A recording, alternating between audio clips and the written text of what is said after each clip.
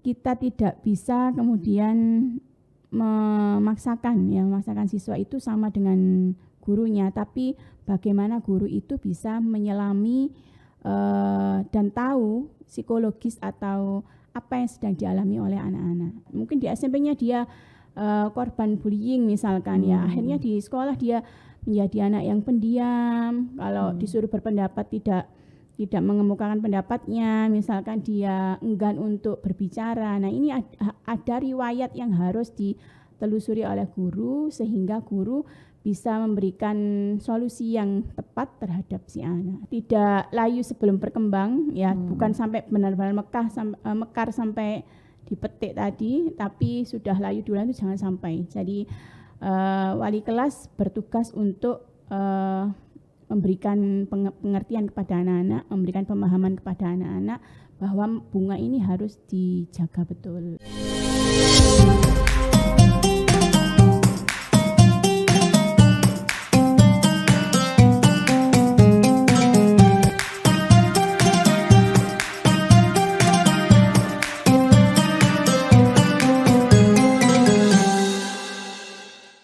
Assalamualaikum warahmatullahi wabarakatuh. Waalaikumsalam warahmatullahi wabarakatuh. Halo Tribuners, kembali lagi bersama saya Nur Ika Anissa di podcast Cakap Sana Cakap Sini spesial edisi Ramadan. Nah, kali ini saya akan membahas tentang beberapa persoalan atau masalah-masalah remaja dan bagaimana memperhatikan tentang anak-anak remaja saat ini. Nah, untuk itu saya nggak sendiri karena di sini saya ditemani oleh tamu spesial juga Ibu Umi Nahdiah dari SMA Wahid Hasim 2 Taman Sidoarjo. Baik, assalamualaikum Ibu. Waalaikumsalam warahmatullahi wabarakatuh. Sehat Bu? Sehat. Nah, kali ini saya bersama Ibu Umi akan membahas tentang bagaimana sih caranya mengelola emosional anak-anak remaja gitu. Nah, mungkin dari anak-anak itu kan sekarang istilahnya berapi-api seperti itulah Bu. Maksudnya kayak emosionalnya itu mulai meningkat, mulai terbentuk. Ada emosional yang mengarah ke sisi mungkin terpengaruh dengan sisi yang kurang baik, ada juga emosional yang sebenarnya bisa untuk dikembangkan mengarah ke positif.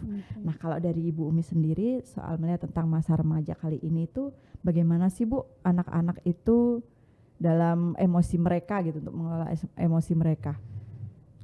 Mungkin dari Ibu Umi kan seorang guru ya, bagaimana untuk menghadapi atau melihat anak-anak remaja yang sekarang ini mulai emosinya mungkin sudah muncul seperti itu. Oke. Kita terkait dengan mempelajari emosi remaja. Jadi seorang guru itu juga harus mengetahui bagaimana psikologi remaja, ya. Jadi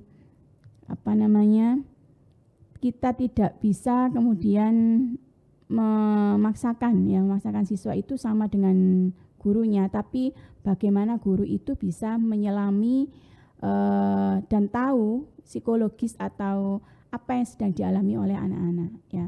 Nah, ini kita tidak bisa langsung mengambil satu tindakan, tapi kita bisa membaca dari tanda-tanda yang dimunculkan oleh anak-anak. Misalkan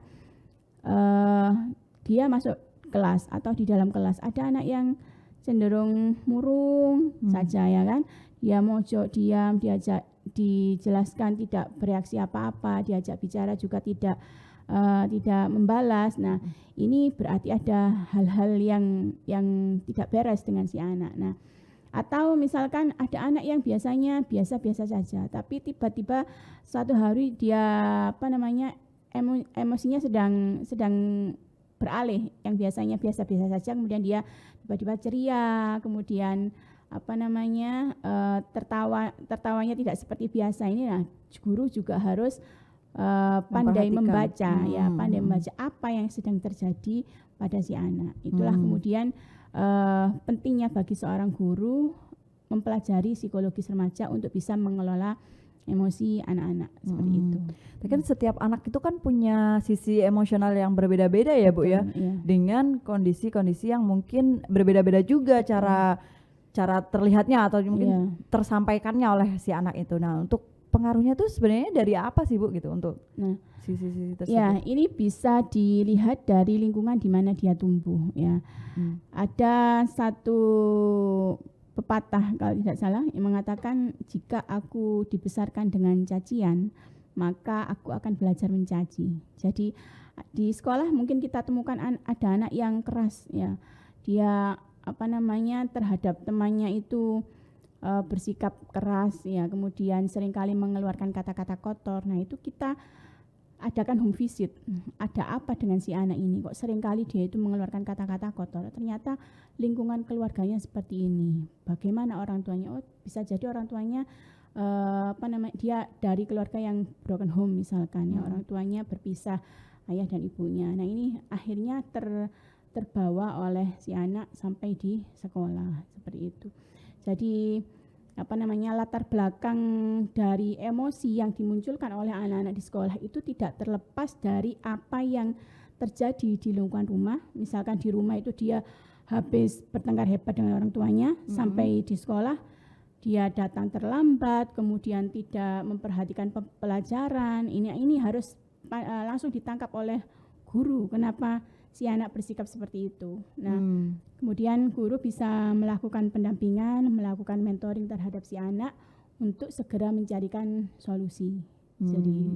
Jadi yang paling penting adalah kan anak masuk sekolah SMA kalau di tempat saya mengajar ya, tidak otomatis langsung jadi di SMA itu, tapi kan ada bagaimana SMP-nya, bagaimana SD-nya. Mungkin di SMP-nya dia korban bullying misalkan ya, akhirnya di sekolah dia menjadi anak yang pendiam. Kalau disuruh berpendapat tidak mengemukakan pendapatnya, misalkan dia enggan untuk berbicara. Nah, ini ada riwayat yang harus ditelusuri oleh guru sehingga guru bisa memberikan solusi yang tepat terhadap si anak seperti itu. Bu, selain home visit ya, untuk melihat bagaimana latar belakang anak-anak tersebut, ada nggak sih pendekatan dari sisi jenengan sendiri kepada anak? Mungkin ada beberapa yang ditemui seperti itu. Yang bagaimana sih cara pendekatannya gitu untuk bisa berkomunikasi? Kita jadi temannya anak-anak nih gitu. Betul. Di sekolah ada wali kelas sebagai panjangan tangan orang tua ya kan. Kemudian selain ada wali kelas juga ada BK ya. Gerbang awalnya untuk pendekatan kepada anak-anak tentu melalui wali kelas. Bagaimana wali kelas bisa mengenali dengan sangat baik kepada misalkan 36 sampai 40 orang siswanya, satu persatu itu harus tahu bagaimana watak dan watuknya anak-anak itu. Sehingga ketika terjadi perubahan yang terjadi di tengah perjalanan ini, wali kelas bisa langsung tahu dan kemudian mengambil solusi yang terbaik untuk si anak. Nah, jika wali kelas ini tidak mampu ya mengatasi anak-anak tersebut, wali kelas punya BK, guru BK. Jika dibutuhkan konseling, kalau dalam beberapa kasus yang butuh ditangani oleh BK, misalkan ada anak yang bipolar misalkan, tiba-tiba dia nangis di dalam kelas, kemudian tiba-tiba dia diam seperti itu, tiba-tiba teriak, itu pernah ya terjadi ya. Ini tidak karena ada ilmunya tersendiri ya, sehingga wali kelas tidak bisa menyelesaikan. Nah, ini harus dibawa ke guru BK. Nah, guru BK bekerja sama dengan orang tua, bagaimana kesehariannya si anak di rumah, kemudian sikap-sikap apa yang perlu dilakukan ya sehingga ini tidak terjadi. Nah, dengan perlakuan-perlakuan khusus yang diambil oleh guru BK inilah yang kemudian akhirnya bisa membantu si anak menyelesaikan masalah-masalah itu tadi. Jadi yang paling utama adalah wali kelas itu menjadi ujung tombak sebagai pengganti orang tua di sekolah ya, yang harus tahu satu persatunya dari anak-anak seperti itu. Jadi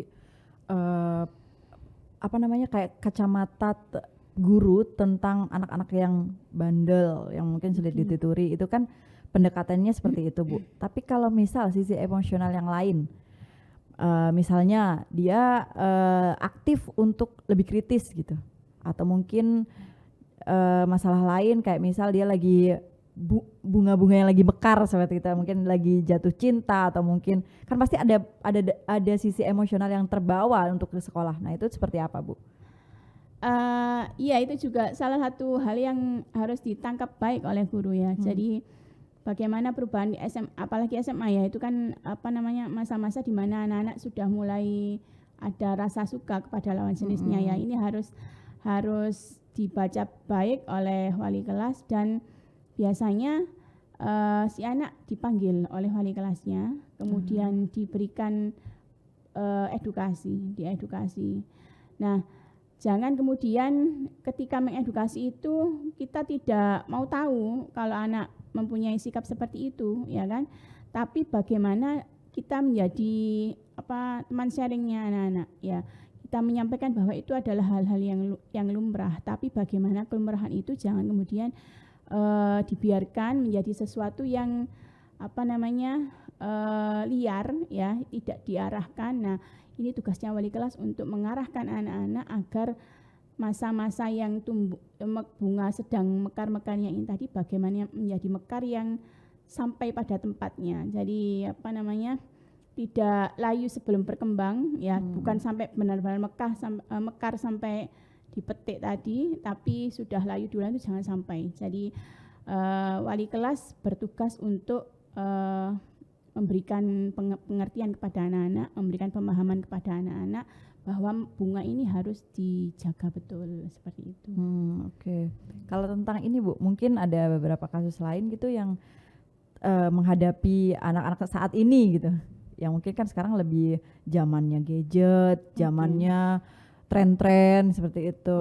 Nah, itu tuh seperti apa? Membaca anak-anak yang mungkin kadang beda-beda juga gitu setiap pembawaan. Di sekolah kami ada satu program yang namanya life skill, pendidikan life skill ya. Jadi anak-anak diberikan bekal untuk bagaimana menggunakan gadget dengan bijaksana, ya. Jadi termasuk salah satu materi yang disampaikan itu adalah bagaimana anak-anak bisa memprofil dirinya. Ya, kita tahu di Instagram misalkan ya, atau di media sosial yang lain anak-anak berpose yang tidak karu-karuan, ya. Itu kita edukasi melalui pendidikan life skill itu bagaimana cara memprofil, karena ini akan menjadi satu kebutuhan ke depannya, kan ada penerimaan tenaga kerja itu melalui melalui media sosial tadi. Kita lihat media sosialnya anak itu bagaimana, apakah statusnya suka membuli orang lain, statusnya suka yang berkata-kata yang tidak baik. Nah, ini kita sampaikan kepada anak-anak bahwa penting sekali untuk memprofil diri melalui media sosial. Yang kita munculkan di media sosial memang bukan yang hanya untuk sesuatu yang kamuflase saja ya, tapi bagaimana itu mencerminkan anak-anak yang memang mencerminkan dirinya yang baik.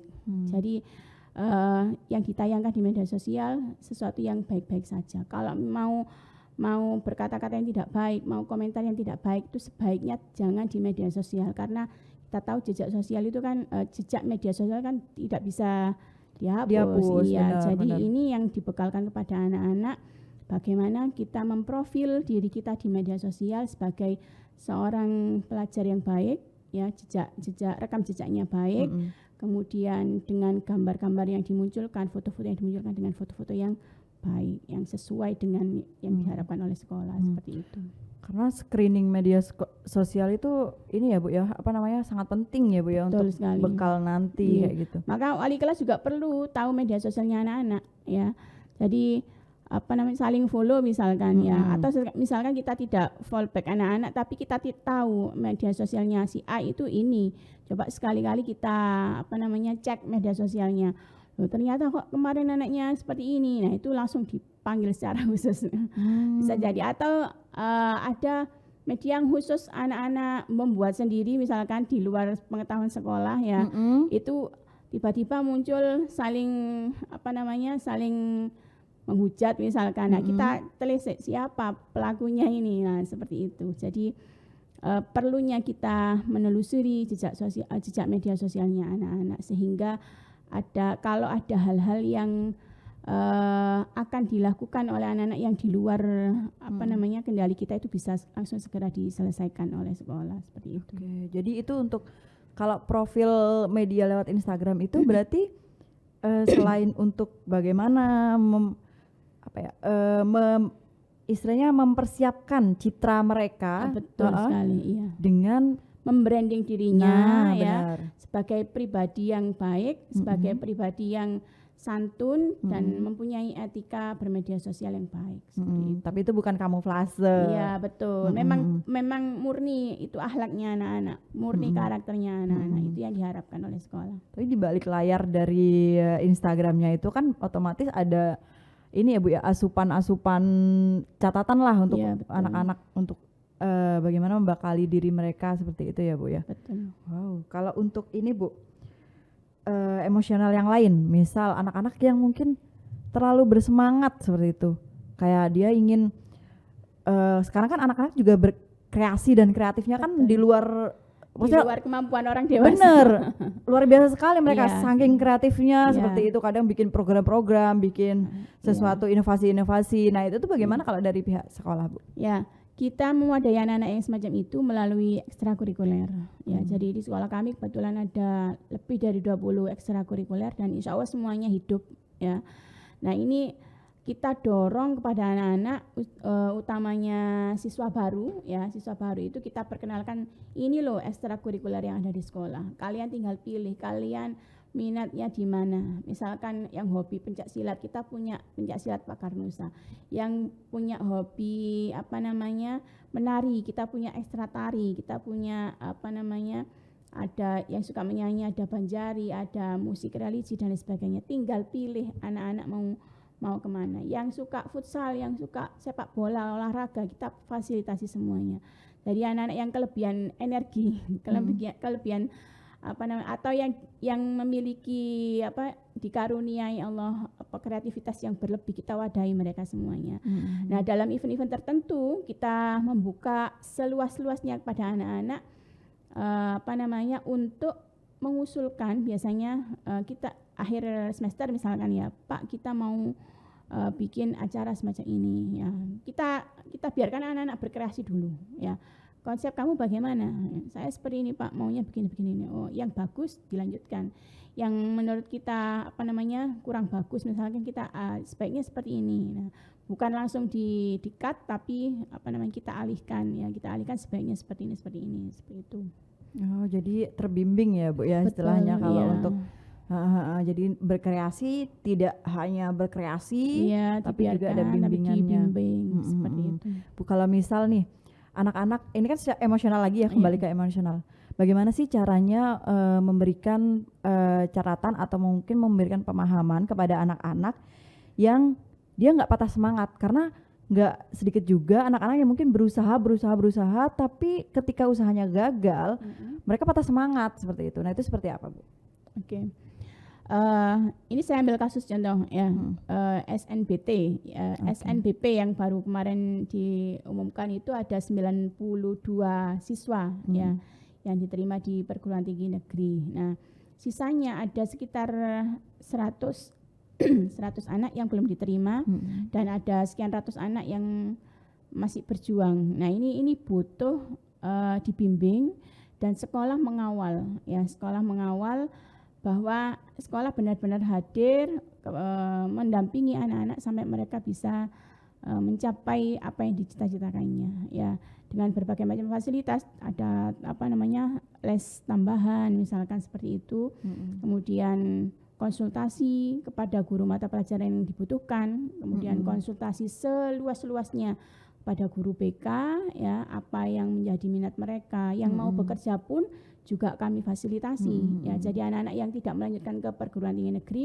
mereka ingin bekerja, kita fasilitasi. Ada pelatihan desain grafis, misalnya pelatihan membuat kurikulum vitae, pelatihan membuat Microsoft Office, lamaran kerja, itu kita fasilitasi semuanya. Itu bukti bahwa kita tidak boleh patah semangat ya. Masih ketika satu pintu tertutup, masih banyak pintu-pintu yang lain yang dibuka, tergantung bagaimana kita memanfaatkan peluang itu seperti itu. Ya. Wah, itu masa-masa yang cukup bikin deg-degan sih Ya, itu kalau betul. untuk penentuan mau masuk kuliah atau mungkin mau mencari pekerjaan itu tuh aduh itu tahap yang paling Mendebarkan. krisis waktu Iya. itu ya. Saya juga Karena kadang anak-anak kalau sudah tidak diterima di perguruan tinggi negeri jalur prestasi misalnya, itu seolah-olah bagi mereka itu kiamat. Ya iya kan? kayak yang aduh udah Ya, itu hopeless. harus hadir, wali kelas harus hadir, ustaz diredam ya, kemudian kita boleh kita bersedih sesaat ya, tapi jangan terlalu berlarut karena pintu itu sudah menunggu untuk kita masuki seperti itu ya.